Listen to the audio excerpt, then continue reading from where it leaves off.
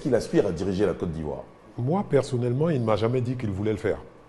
Et il n'a jamais publiquement aussi dit qu'il voulait le faire. Je pense qu'il y a un passage qui a mis dans le subconscient de beaucoup d'Ivoiriens que ça l'intéressait, notamment en 2020. On l'a vu parler de la Côte d'Ivoire avec un drapeau dans le décor. Donc on s'est dit, mais tiens, finalement, il a peut-être des ambitions.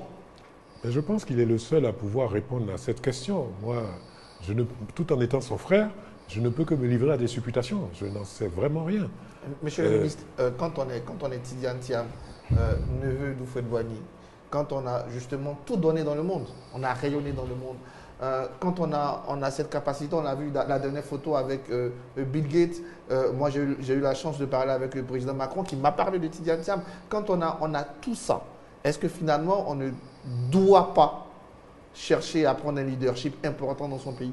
Est-ce que la politique de son pays, pour Tidiane Thiam qu'il est, à l'âge qu'il a, après tout ce qu'il a vécu, ne devient pas, surtout quand on est petit-fils d'Houphouët, finalement un devoir, quelque part? Mais je vais vous répondre par une question. Est-ce que vous croyez que c'est uniquement par la politique qu'on peut aider son pays? Mais il n'est même pas présent. Excusez-moi. Vous croyez qu'au niveau financier où il se trouve, les réseaux financiers dans lesquels il évolue, vous êtes sûr qu'il n'a jamais rien fait pour la Côte d'Ivoire? Bah si, bien sûr. Sur le plan financier? Bien sûr, je pense. Bon, sans être pour autant président. Mais là, c'est voilà, une mission donc on peut aider son pays sans forcément être président de la République. Non, on ne dit pas forcément qu'il... Sans forcément même vivre en Côte d'Ivoire. Nous avons nombre de cadres dans des institutions internationales qui font tous les jours des choses pour la Côte d'Ivoire et qui ne sont pas en Côte d'Ivoire. Vous ne pensez pas que quand on parle de jeunes générations aujourd'hui, Tidiane Thiam a tout, je veux dire, tous les critères pour rentrer dans cette jeune génération qui doit diriger ce pays? Je vous répète, il n'y a que lui qui peut y répondre. D'accord, je peux vous poser la question autrement. Est-ce que vous l'encourageriez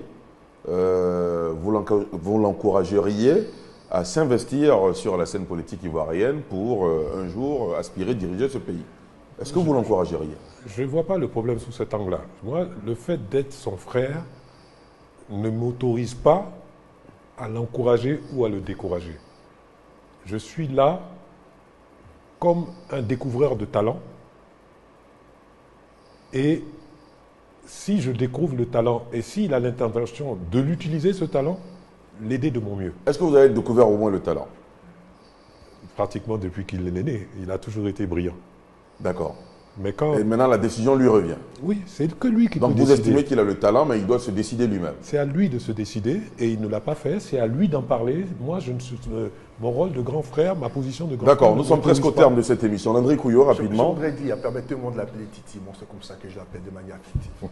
Permettez-moi de dire que ce qui intéresse réellement l'Ivoirien, le jeune Ivoirien qui a entre 18 et 40 ans, ce n'est pas tant de voir Tidiane Thiam président de la République, c'est parce que c'est un grand frère. Ils veulent le toucher. Ils veulent s'approcher de lui. Ils veulent l'entendre ici, à Yamoussoukro ou au Palais de la Culture. Ils veulent découvrir ce génie extraordinaire qui parcourt le monde. On ne peut pas avoir un frère aussi brillant et aussi loin. Ça fait mal. Ils ont besoin de la voir pour eux comme repère. C'est une référence internationale, mais qui sert mieux l'international que la Côte d'Ivoire. C'est vrai qu'il fait autant, mais on ne sait pas. Et tant qu'on ne sait pas, il ne fait pas. On a besoin de lui. Pas forcément au niveau politique. Ces jeunes-là ont besoin d'un repère. Alassane était et est un repère. Gbagbo a été et est un repère. Sauf que Alassane, Gbagbo, Bédié sont en fin de carrière. Un monde, ce sont des générations. Et cette génération a besoin d'une référence, de quelqu'un qui va les guider. Lui, il a réussi. Parce qu'il est brillant, parce qu'il est rigoureux, parce qu'il a travaillé, parce qu'il mérite. La valeur du mérite, de l'excellence, c'est ce qui est aujourd'hui prôné. Que Titi vienne et montre que c'est quelque chose d'accessible pour la jeune génération.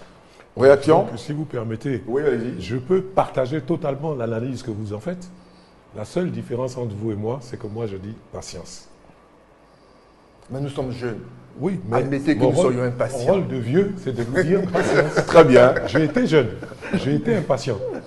Et j'ai entendu quelqu'un un jour me dire, si on est rebelle à 20 ans, c'est normal. Si on est toujours rebelle à 40 ans, c'est qu'il y a un problème. Merci infiniment en tout cas pour cette réponse. Merci à vous, monsieur le ministre, gouverneur du district autonome de Yamoussoukro. Monsieur Augustin Thiam, merci d'être venu faire le débat avec nous ce soir à la faveur de cette émission.